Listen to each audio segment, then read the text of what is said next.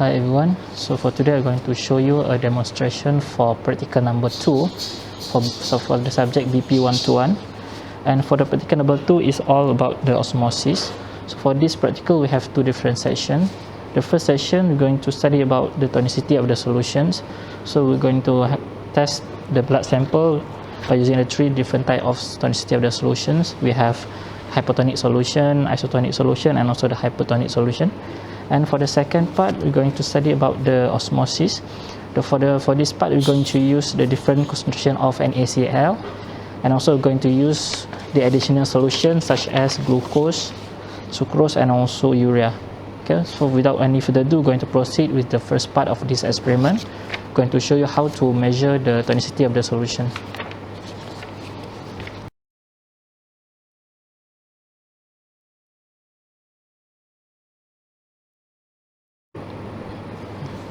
So for the first part of this experiment, we're going to study about the tonicity of the solutions. So first, you need to prepare three different solutions, which are hypotonic, isotonic, and also hypertonic solution. So for the hypotonic solution, we're going to use the distilled water. For the isotonic, we're going to use 0.15 molar of sodium chloride, and for the hypertonic solution, we're going to use 0.2 molar of sodium chloride. And for the methodology, we're going to pipette 20 microliter of blood into each different tonicity of the solutions, and going to put it aside for at least 20 minutes before we can see the result. So for the result, we need to see which solution will produce the blurry print or which solution will produce the clear prints. So I'm going to show you later on how to determine which solution going to produce blurry print and which solution will produce the clear print. And for this experiment, we're going to use the rat's blood. So this is the sample of the rat's blood. Okay, and for the first part, we're going to pipette 20 microliter of rat's blood into each different solution. So we have the hypotonic solution here, 10 ml of hypotonic solutions, 10 ml of isotonic solution, and also 10 ml of hypotonic solution. So first, we're going to use the auto pipette, as you can see here, and it should be at 20 microliter. Alright, so we need to remove the cap.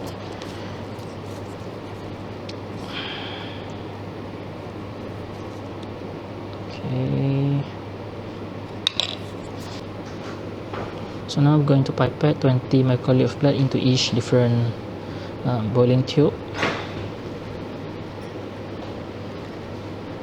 So you can place it at the wall of the boiling tube. That, and need to mix them like that, and you need to put it aside for at least 20 minutes. Same goes to other boiling tube. You need to pipette 20 microliter of blood.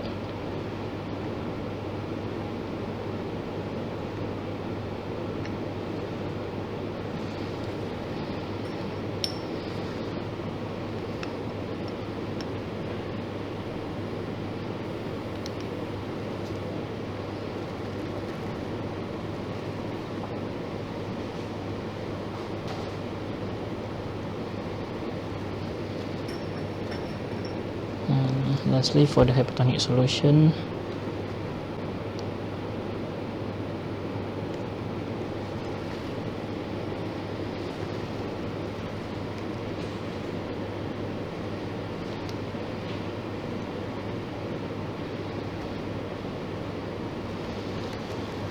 and I'm going to put it aside for at least 20 minutes, and after 20 minutes we're going to see which solution will produce the blurry print and which solution will produce the clear print.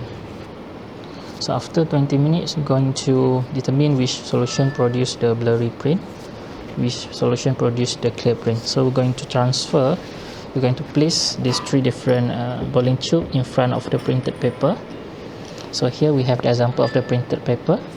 So we're going to place it in front of the printed paper.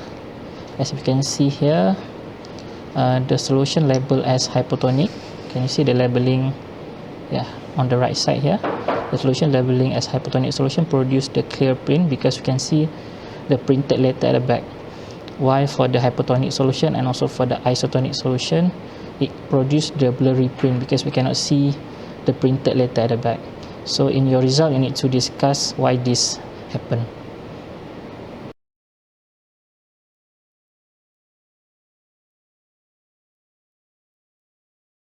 Next, we're going to proceed with the second part of this experiment, which is the measuring osmosis. So for this part, we're going to use the different concentration of NaCl. So as you can see here, you're going to use the NaCl concentration range from 0 up to 150 millimolar.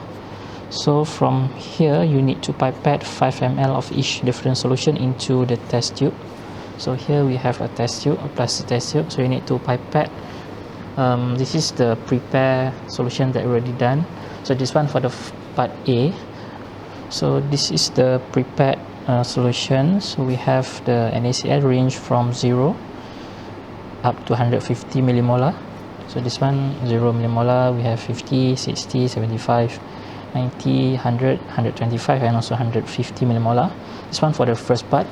For the second part, we're going to use the additional solutions such as urea. So we have two different concentration of urea, 150 and also 300 and also 600, three different concentration.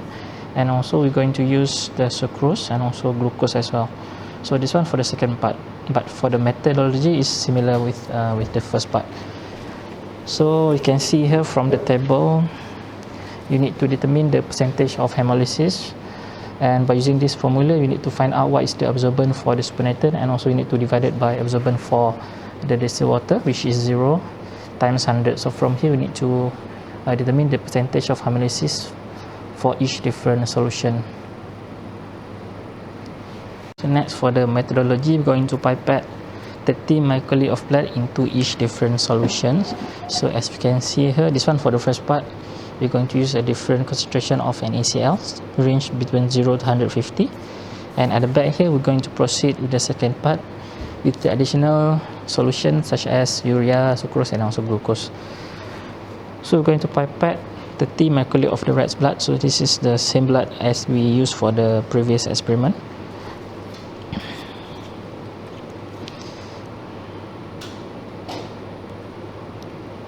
And we're going to pipette 30 microliter of blood, so the value should be 30, as you can see here.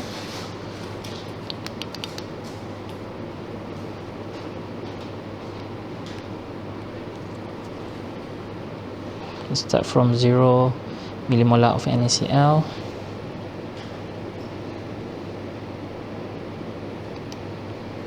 Okay.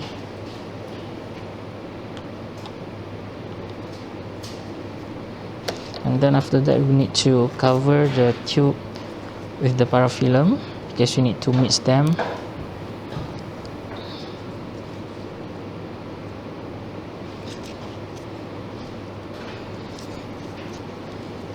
And then we need to mix them slowly for at least 3 to 5 times. Then we need to put it aside for at least 15 minutes. And I'm going to proceed the same thing by using different type of solution. So after we mixing the blood with the concentration of NaCl and also the concentration of urea, glucose and also sucrose, next we're going to proceed by centrifuge all of these test tube at 2000 rpm for 5 minutes. So before we proceed with the centrifugation process, first we need to place our test tube sample inside the bucket here. So we have 4 different buckets, so we need to place it at the same letter. So make sure that for the same letter the weight should be similar. So first we're going to place it, this one for the part A, for different concentration of NaCl. So we're going to place it into the bucket A. I need to make sure that the weight should be similar. Yep.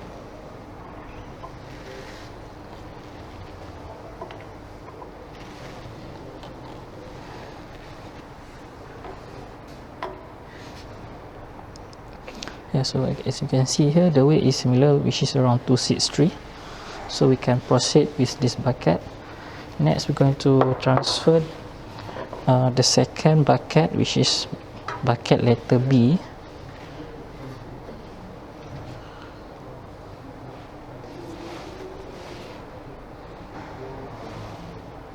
Going to place it, this one for the second part of the experiment.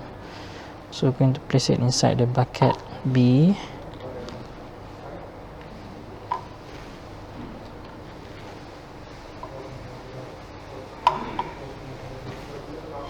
And need to make sure that the weight should be similar, should be around the same value.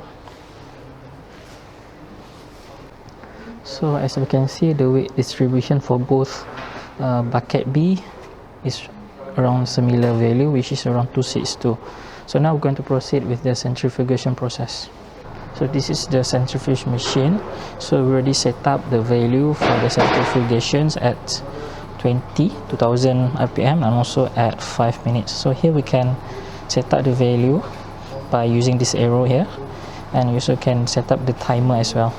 So here we have the bucket placement here, so you need to put the bucket inside here based on the number. So for the bucket A, it should be at the opposite side. So if you put the bucket A here,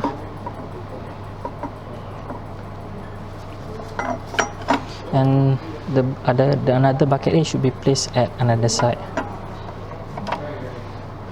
Similar with the bucket B, you need to place it at another side as well.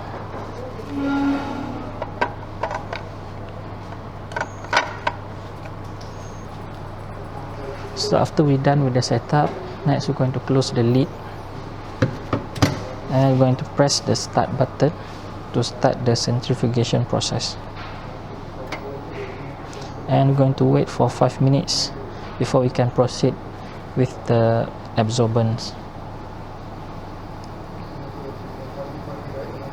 After 5 minutes of centrifugations, next we're going to transfer the test tube into the test tube rack, and we're going to check it one by one. You can see that there are sedimentation at the bottom here. Okay, so make sure that you do not shake the solution. Make sure that you're able to see two different layers, sedimentation and also the supernatant. I'm going to place it here one by one.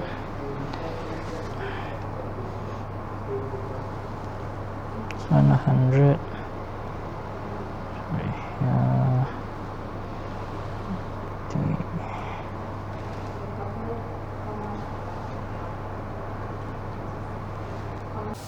So now we're going to proceed by measuring the absorbent by using the spectrophotometer. So this is the spectrophotometer, and first of all you need to set up the wavelength value at 540 nanometer. And before we measure the absorbent for the solution that we already prepared, you need to measure the absorbent. You need to reset the value for the absorbent at 0 by using the blank. So for the blank, we need to use the distilled water.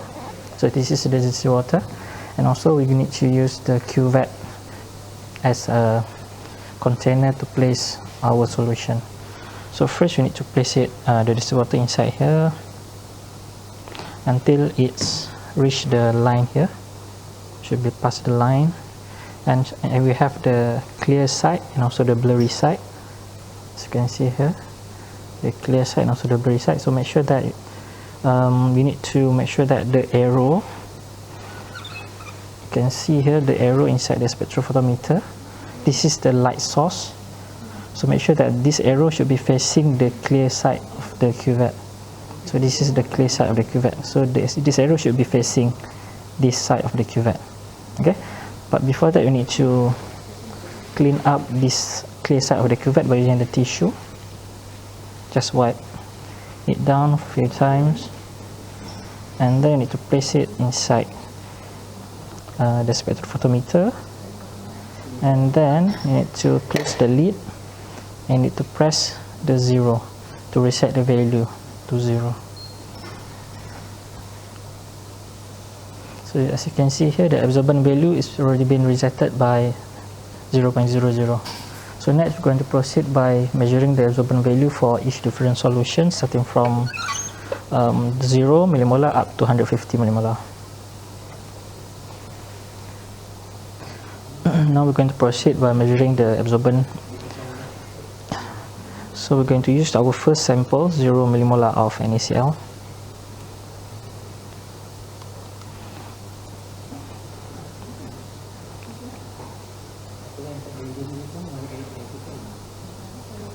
So make sure that the volume should be past this line.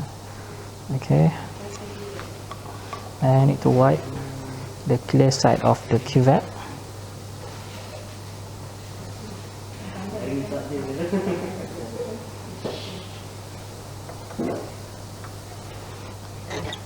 And then when we close the lid of the spectrophotometer, you can see that this is the absorbent value for the first solution.